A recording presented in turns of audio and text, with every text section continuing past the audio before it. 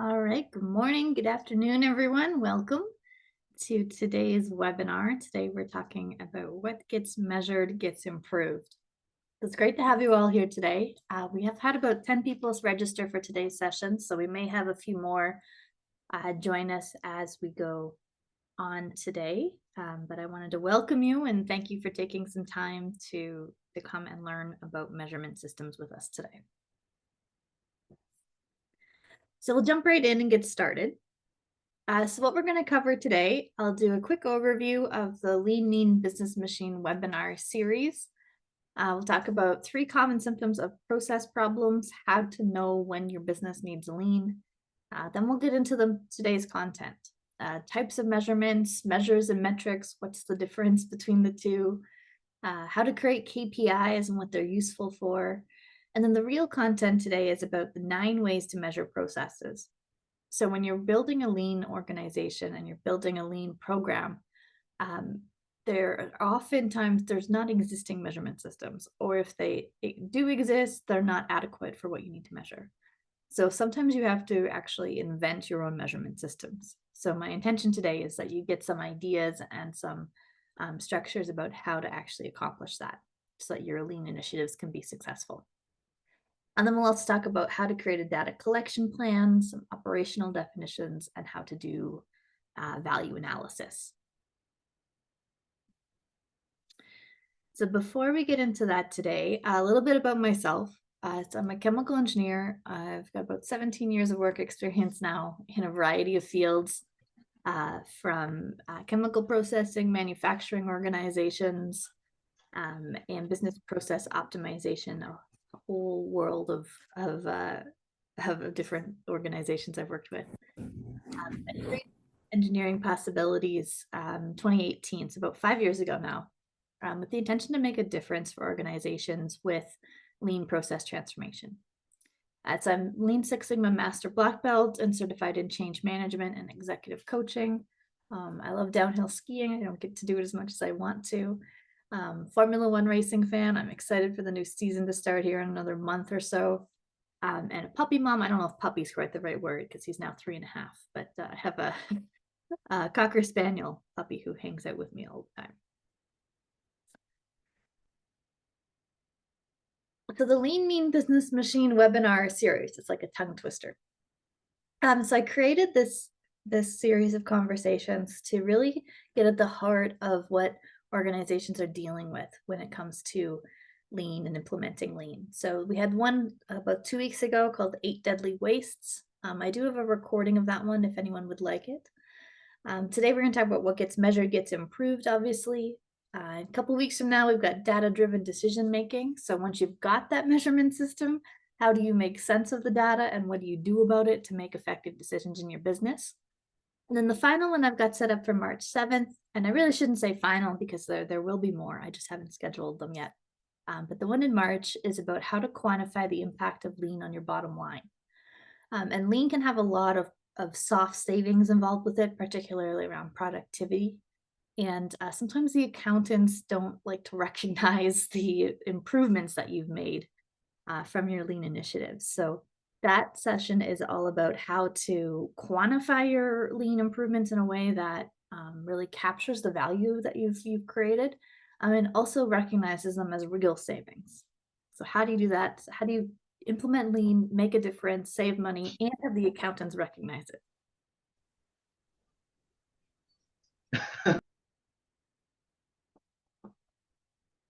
So over here, sorry, my mouse didn't want to work there for a sec. So how to get the most value out of today's conversation. So I'd love for you to listen from a real issue in your business. So a real problem in an existing process, so not something conceptual or that you're just considering, like something that you're really dealing with in a process. Maybe it's a new challenge that the pandemic caused that you're now dealing with. And ultimately, it should be something that you're open to seeing something new about. So maybe you've got a production process in your organization and you're looking to figure out how best you can measure it, and how you can really make a difference and make an impact in that process, and then be able to actually see it in your results. So I have an intention and a promise for the Lean Mean Business Machines webinar series, which is that you'll leave the webinar with new actions that you can take that'll elevate the performance of your business operations that you can put into practice immediately. So before we get into the measurement content today, I want to talk about how do you know if your business needs lean? So the first thing is, oh, and there's the puppy dog I told you about. The first thing is, the first symptom that you can have is running fast and going nowhere. So this is when you get caught on the proverbial hamster wheel of your business, where you're super busy, you're running, you're doing, but you're not really getting ahead. So this is where you get so wrapped up in the day-to-day details that you're trying to deal with what's happening, how it's just kind of managing putting out the fires, putting out, well, hopefully they're not real fires, but really like just dealing with the demands of your business every day, not having the space or the time to look forward and create a vision and then follow that vision. So it's just like being busy without being effective. Second common problem is firefighting. Now, firefighting is an interesting one because the firefighters generally get rewarded in an organization, which is awfully short-sighted. So just because you have a series of reactive type problems that are going on in your business, and hopefully it's not looking like this poor person with a giant fire and no water, but I really like that picture because it's very dramatic. But really the firefighting mode is not that different than running fast and going nowhere, only it's very reactive. You're putting out problems, you're solving issues, you might be the one person that's always saving the day, or you have that one person in your business that's always saving the day. Now, the problem with that is that one person gets rewarded for that behavior, but you're not always dealing with the real root causes of your problems. You're not dealing with why so many fires are coming up that you need to deal with. So again, it's got that same similar space of just being completely reactive and not being able to look out and up at what's in front of you. The third one is looking for answers in all of the wrong places. So this is like looking for your keys where the light is instead of where you actually drop them. And this is about dealing with band-aid solutions that get put in to solve a problem, or like a knee-jerk reaction. Something happens and then we react, and now we're not allowed to do that anymore, or we ban something, or we just abandon a new process just because it didn't work once. So this is about not dealing with root causes, not doing the effective analysis to actually get to the source of your process problem before you come up with a solution. So then what exactly is Lean Six Sigma? Two parts to Lean Six Sigma. The first one's lean. Lean's a continuous improvement method that's really focused on increasing customer value by eliminating process waste and streamlining your operations. So lean is all about how you can be effective and simplify your process so that it works in the way you want it to. Then the other part is Six Sigma. And Six Sigma can get very nerdy very quickly, but it's more of a statistical based and data-driven continuous improvement method. And its main focus is how to reduce variation in your processes and eliminate defects. So this is all about making the same thing the same way every time. So when you put the two of them together with Lean Six Sigma, you've got a really powerful set of tools, a really powerful methodology that's designed to reduce variation in your processes and eliminate waste. So it's a structured way of thinking. It's kind of like a way of operating. You have a lean mindset. So you've got a way of analyzing process performance and then increasing efficiency and effectiveness.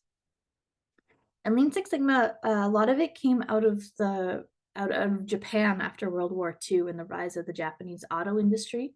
I mean, it did come from manufacturing and in the auto industry, but it has spread to just about every area of any kind of making something or providing any sort of service. You could find an application for lean. So there's obviously manufacturing, it's still very popular as a methodology, but there's also applications in service businesses.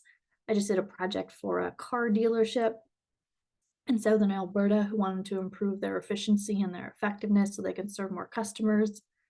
The food and beverage industry is good for lean because they always have such small margins. So any money you can save in that world is very valued.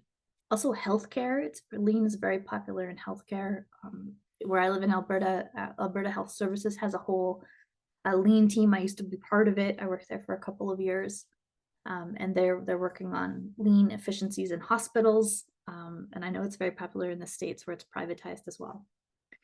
Chemical processes, even though lean is typically more of a manufacturing or like a making of a widget type of application traditionally, you can also use it in continuous processes. I actually learned it in a fertilizer plant where we made ammonia and urea fertilizers. So you don't have to be a batch operation, and you can make something that continuously runs all the time and find some applications. And again, fabrication and assembly, I've done a kind of a accidental almost stint in a lot of fabrication and assembly work in my career as a lean consultant. So figuring out how to put something together more effectively, more efficiently, and ultimately faster, so you can make more of them and sell more of them to your customers. So with that, on to today's content, which is what gets measured gets improved, which is an old saying. Not quite sure who to attribute that quote to, but basically, when you start to pay attention to lean processes, even if you just start measuring it and talking about a metric, there's a strange phenomenon as it often get better just because you're paying attention to it. So there's 3 types of measures that you can have in a process. Output measures, process measures, and then balance measures. So outcome measures are the most common and most easily understood. So they measure the output of a process, very simple. So things like the production rate, what you're making every day or every shift, the number of clients you serve in a day, or your monthly revenue, all examples of outcome measures. Now, process measures help to define what the outcome measures will ultimately be. So these are things that are measured within the process before it's completed. So things like equipment efficiency, how effectively something's running, your work in progress, a count of materials waiting at the next process stage, and the number of clients you might have waiting if it's a service organization. And then balance measures. These are things that make sure that your process improvements don't have a negative impact. So if you're on a mission to increase production rate, you want to make sure that you're not doing that at the cost of something like safety. So just because it can run faster doesn't always mean that it should. So things you want to always have a balance metric just to make sure that you're not going too far off in the wrong direction. So you can balance things with a maximum cost, safety, you're not going to cause more health and safety issues, and timeline. We're going to do it within a certain period of time. Next, we have measures versus metrics. So what's the difference? So measures provide the content of what you're looking at. So it's a unit specific term. So you might have 80 units of product A, 300 units of product B, or you might have 12 unpaid invoices. So they have a certain unit to them. And then the metrics are things that use measures, but they actually create context for why that measure is appropriate. So this often means that you're going to do it over time. So you bring a time metric to it. So it's a quantifiable measure that you're using to track and assess the status of a specific process. So 10 units of A sold per month, or 25 units of product B sold per month. Starts to give you a context for how long or short or how big this problem might be. And you might have 4 unpaid invoices per month as another example. And then KPIs, key performance indicators. So most organizations are pretty good at creating these, especially at the highest level. They're not always great at getting them down to the worker level so that an individual understands how they can contribute to an organization's success. So that's often something I work with clients, is to take the overall KPIs and bring them down to a level where they're actionable by an individual. But KPIs are really critical indicators of progress towards an intended result or a goal. So they give you focus for strategic improvements and operational goals. They give you some basis for making decisions on a business. So it's, again, we'll come back to the data-driven decision making. We'll come back and touch on these KPIs in a couple of weeks. And it includes setting targets for performance, tracking performance against those targets. So typically organizations will have like an annual set of KPIs that they're tracking over some key metrics for their process. So production rate, sales, safety, things like that. But you could create a metric for just about anything. There's a bunch of examples there on the screen. And then you've got two types of KPIs, leading and lagging KPIs. So leading KPIs are measures of future performance, like what we're projecting, and lagging KPIs measure where we've been and where we've come from. So you want to make sure you have a good mix of both, backwards looking, so where you've come from, and also forward looking metrics so that you can not just analyze the past, but actually look to create the future. Now, what do you measure? So there's a whole bunch of things. So when you first start out looking at a measurement system, it's like, okay, where do I even start? What do I need to measure? And how do I make sure I've got enough metrics and measures in place that I'm being effective? So here's some examples for service and production effectiveness, your ability to meet targets, schedule compliance, percent availability, downtime could fit in that as well. Speed of processes, cycle time, so the whole length of your process from start to finish, lead time, the amount of time that passes from someone puts an order in to you start to produce that order, and wait time, which is usually something you want to minimize. So not necessarily a speed metric, but something you want to look at how to get rid of and minimize and eliminate. Process efficiency, productivity metrics, percent utilization, cost of goods sold, and measure those things over time. And quality metrics like your defect rate, percent on spec product, and your scrap rate, which might just be like a bucket on the floor where you dump the scrap material in there and then you weigh it at the end of the shift or the end of the week, depending on how full it gets. So you don't have to make them super complex and high tech. You can do it with just simple paper and pen, write something down when it happens and the time of day, the frequency, whatever is important, or a bucket where you collect scrap materials and then see how much there is over time.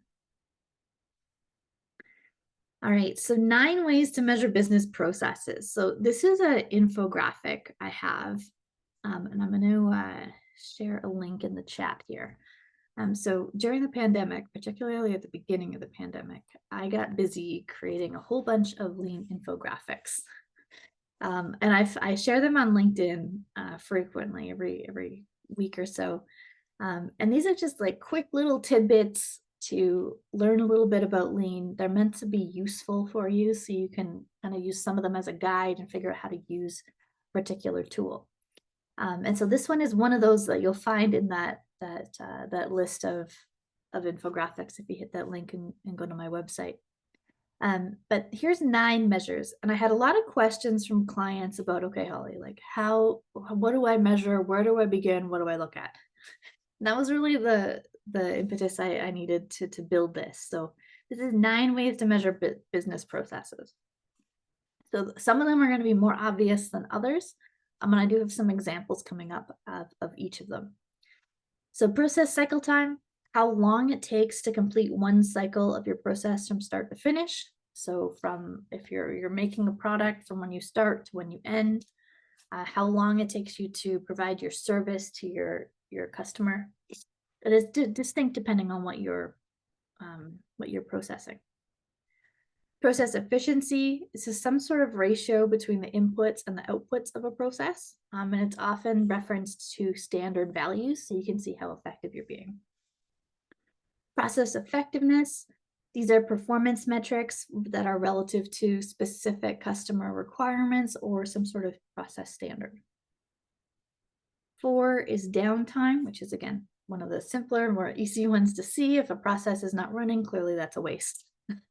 But that's the actual amount of time that the process spends not running.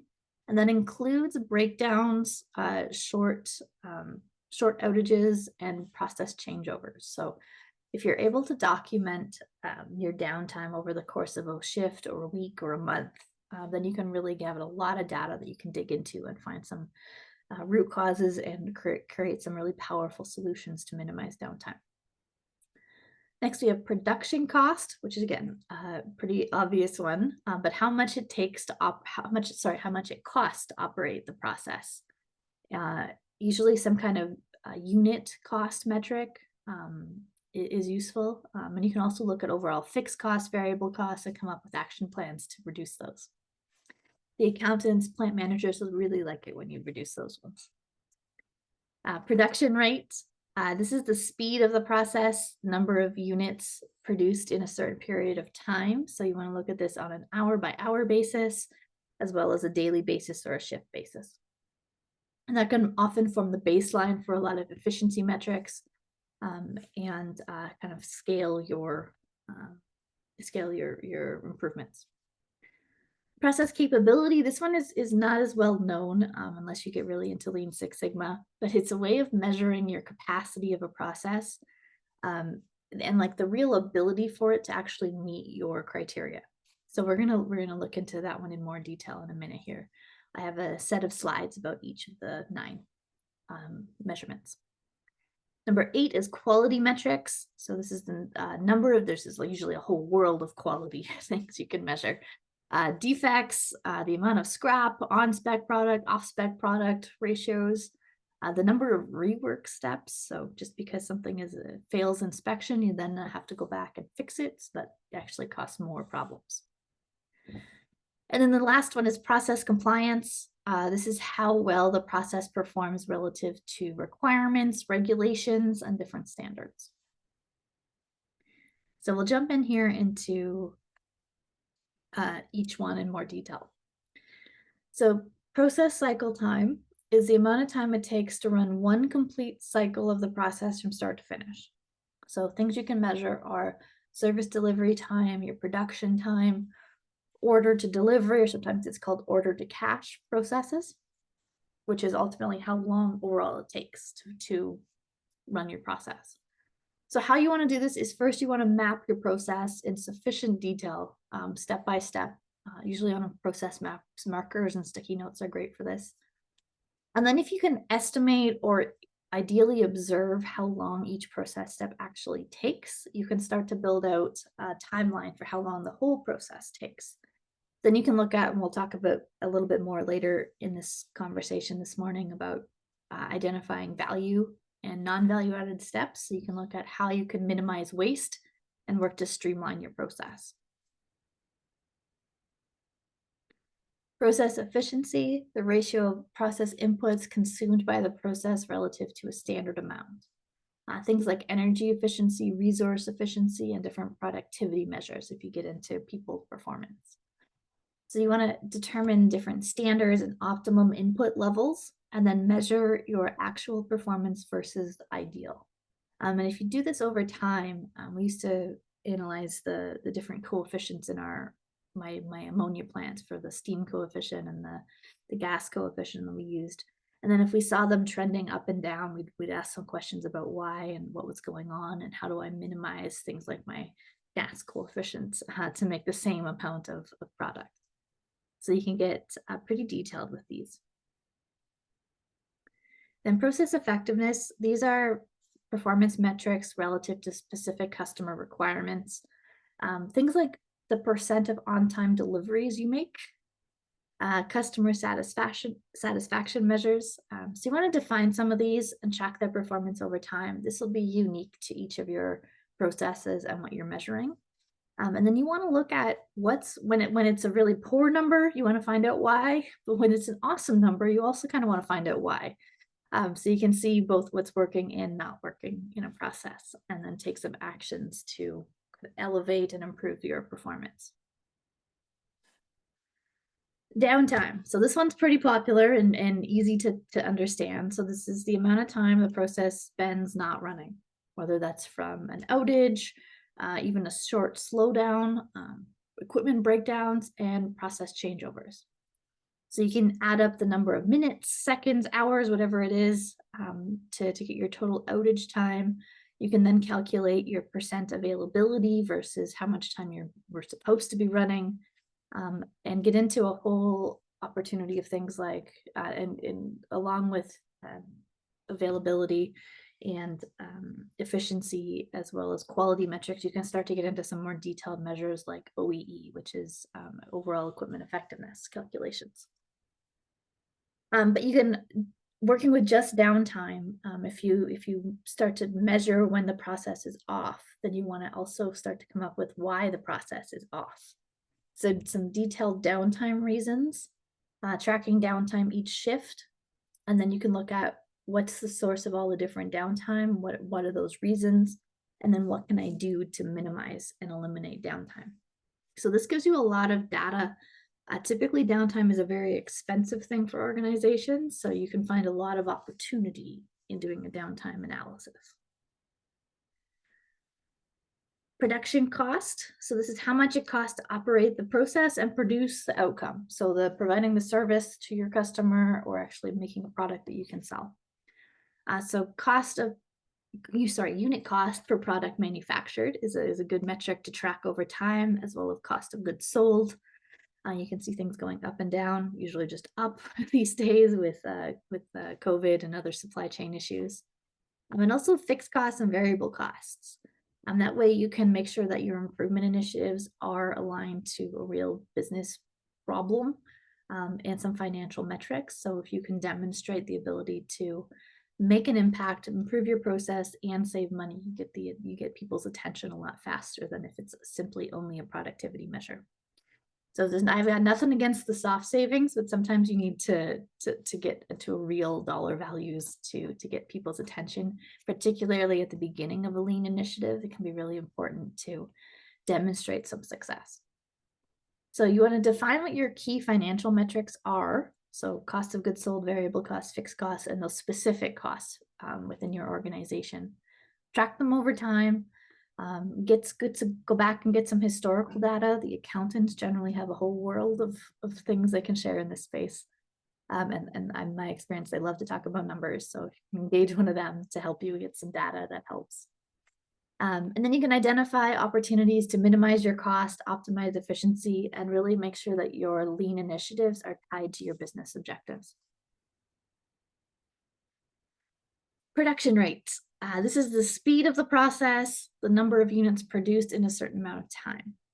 So production rate, which is typically some kind of pounds per day, units per day, whatever your metric is also clients served per hour, which is something that I don't find a lot of service organizations pay attention to.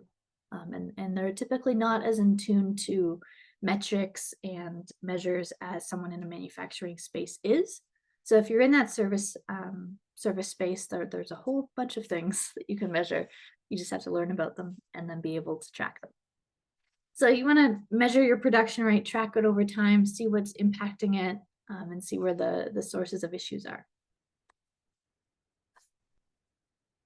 And then we have process capability. So I said we get into this one. So this is a measure of the capacity of a process, so the actual ability of a process to produce the required outcome. So if you're making a product and it's got a minimum requirement and an upper requirement, so a minimum and maximum that it needs to stay within, whether that's like a size for, like, if you're making a little granule of something, or it could really be anything, a pH level of a solution, the size of something, could be certain tolerances it needs to have. So whatever your metric is, you want to have an upper and a lower limit for it.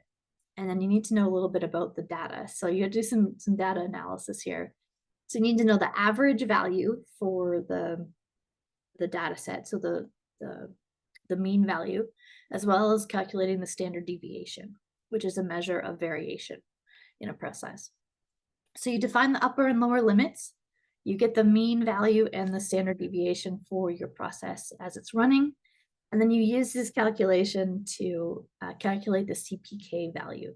So you want to take the minimum of either the upper spec limit minus the average over 3 times the standard deviation, or the difference with the average value minus the lower spec limit divided by 3 times the standard deviation.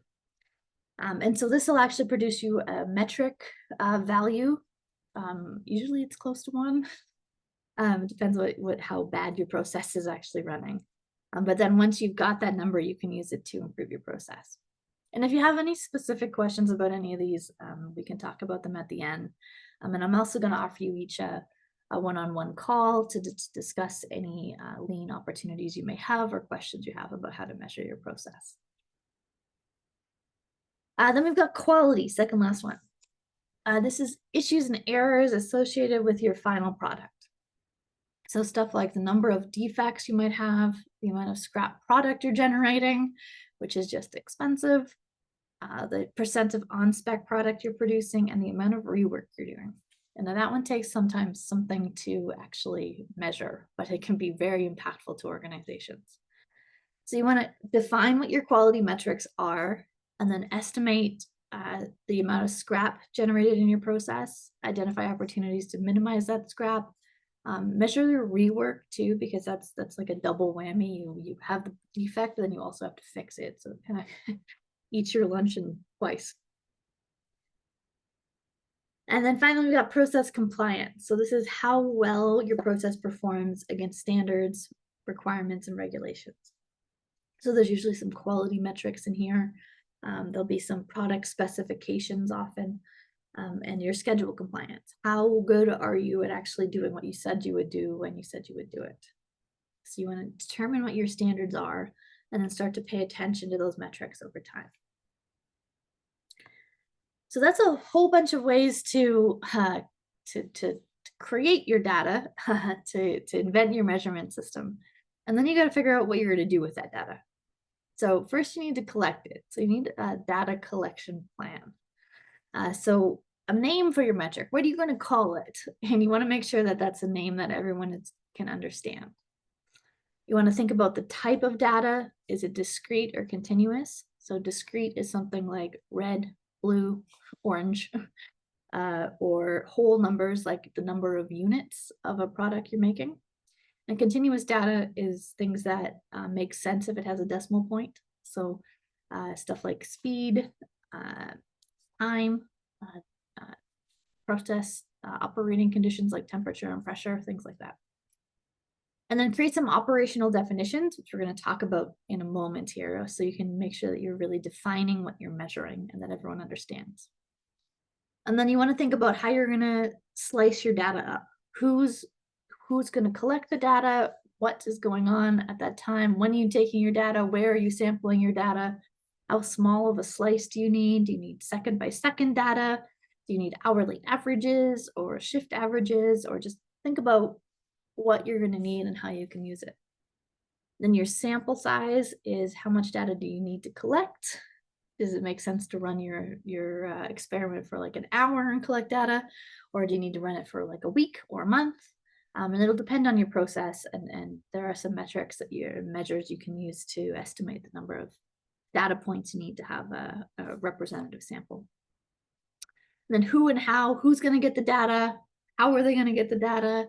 Are you going to send an operator out with a pen and a pencil and he writes a pen and a paper? Or are you going to write down every time something happens, like the little tick mark?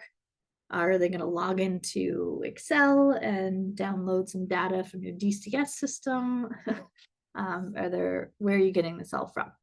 So just things to think about as you're forming your plan. So operational definition. So this is a topic that makes a big difference to organizations when it's clear, and it can cause a lot of trouble when it's not clear.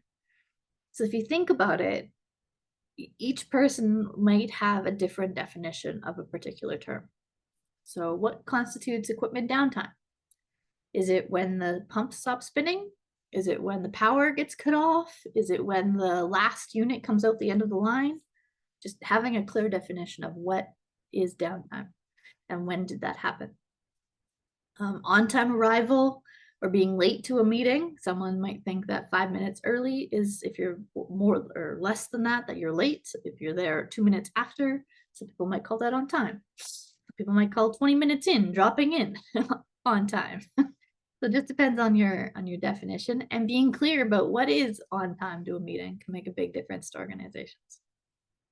Product quality, these are usually pretty clear, clearly laid out on how to measure them. But again, you need to ensure that everyone understands. And then your definition of what's clear communication and what makes a manager good could be different for each person. So to create operational definitions, what they are is a clear and understandable description of what's being observed and measured, such that different people collecting and interpreting data do so consistently. So it's a way of making sure everyone's on the same page with what you're talking about. So some applications where operational definitions often make a big difference are different categories of data and defining what those mean. Cycle time, what's the start and what's the end? Downtime, again, when do we call it off? And creating your measurement scales and methods. So defining how you're going to measure and what you're going to measure. So how to create them. So you want to pick a few people, and you usually don't do this alone. You usually have a friend to help you. But you write out a draft definition and then show it to you. Show it to other people to test it. And then create some supporting documentation using the definition. So you might write a procedure up or some kind of standard work. And then have people test it. So show it to them, have them use it, see if they can understand it. You'll often find things that you missed and didn't think about when you created the definition. And then you can finalize your definition and incorporate people's feedback so that you're able to really make something that everyone understands.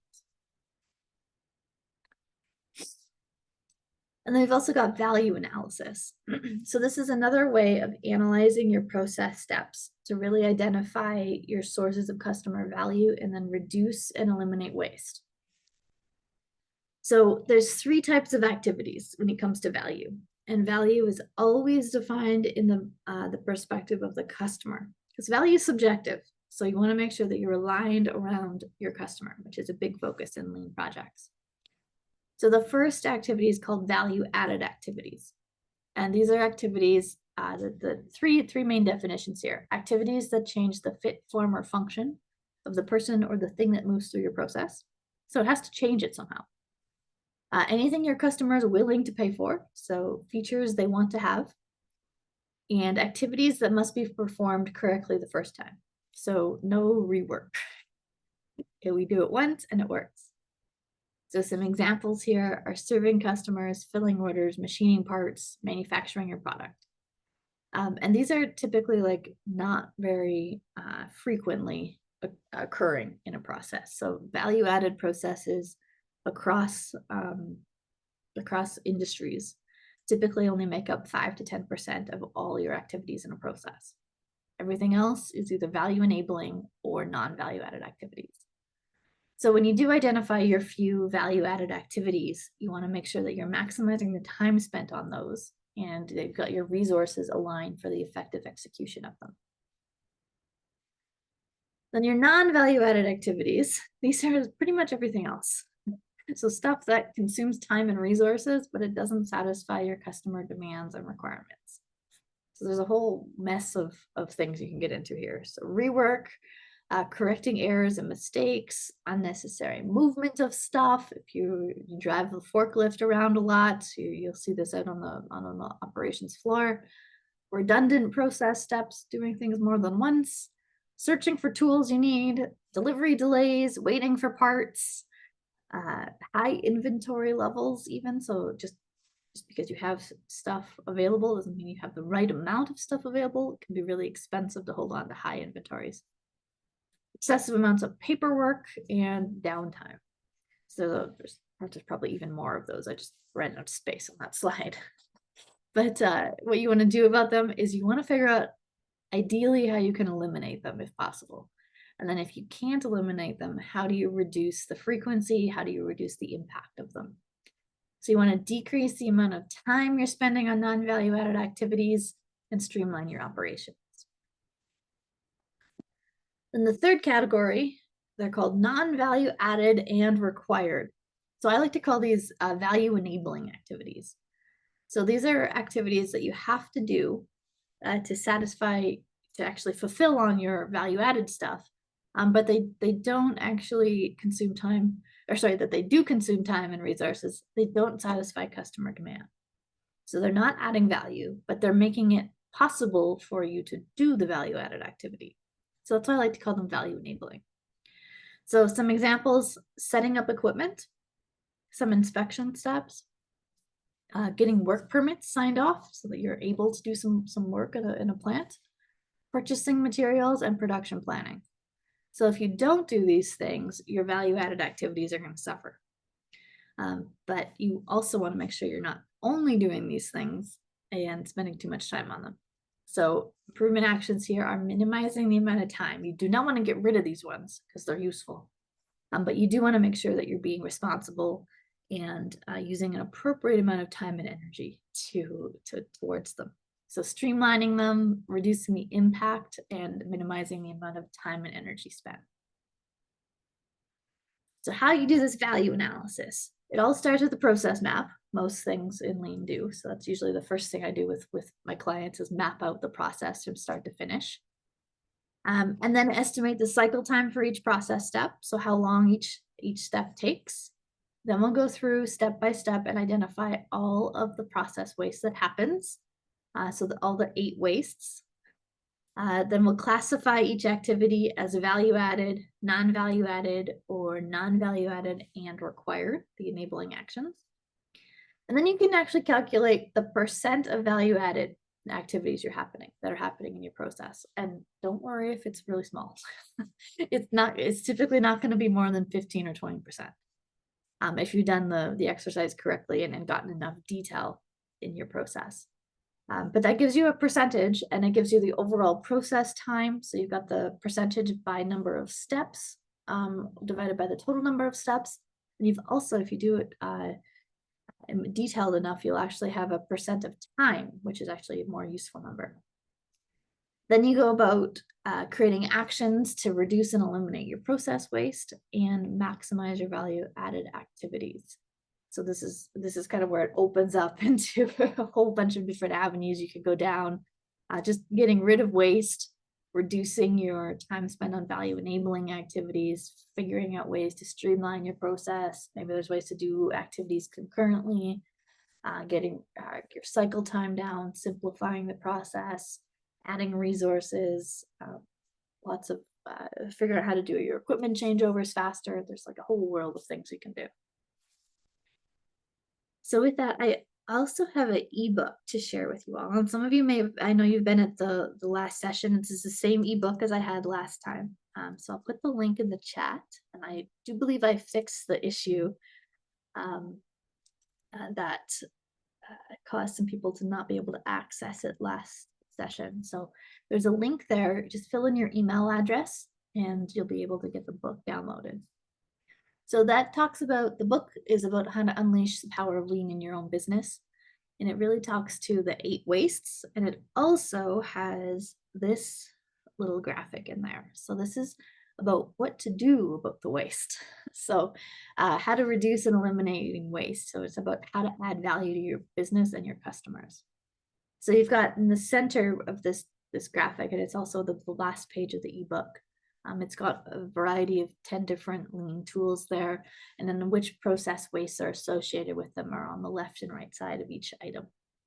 So we talked a little bit about process mapping today. I'll probably run a webinar exclusively on how to do process mapping and do it well.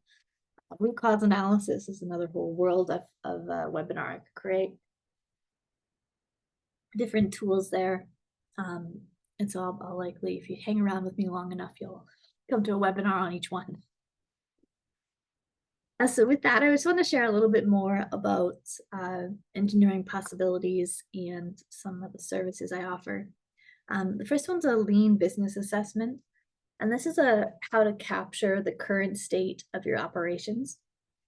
So it's a 12-point assessment. I've got a kind of a rubric assessment matrix for each of those 12 categories, ranked on a scale of 1 to 5. 1 being, we have never heard of this tool, we don't know what you're talking about, to 5, like world-class, awesome, really powerful with that. And typically people land somewhere between a 2 up to maybe a 4.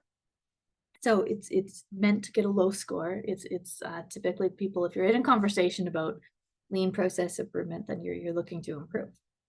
So what you get is an assessment that ends up looking something like this, where I would make a little spider graph here of the opportunities, and then I have a list of a lean pathway to take you from that inner blue current state line out to the red future state, where you're obviously being more effective, more productive, and saving some money. So those are really good places to start. I like to do the lean business assessments for a lot of my clients as the first action. Just kind of get the lay of the land to really evaluate opportunities. Because just because they come to me to do a particular project doesn't mean that that should be what they focus on. So this helps to calibrate, get a good introduction to lean. There's some training that happens during the it's usually a 1 to 3 day assessment depending on the size of the organization. And then I also have a variety of consulting offerings, including business playbooks, I can run Kaizen events, kind of whatever's needed. And then the other part of my business is all about lean training. So I have the opinion that lean is not very complicated. The name, I kind of hate the name Lean Six Sigma because it sounds very complex. But at the heart of it, aside from the statistical analysis piece, at the heart of lean, it's very common sense. So I like to kind of leave people with enough training to be able to not require a consultant all the time, and to actually have this mindset, this way of thinking of operating that you can use in your everyday life.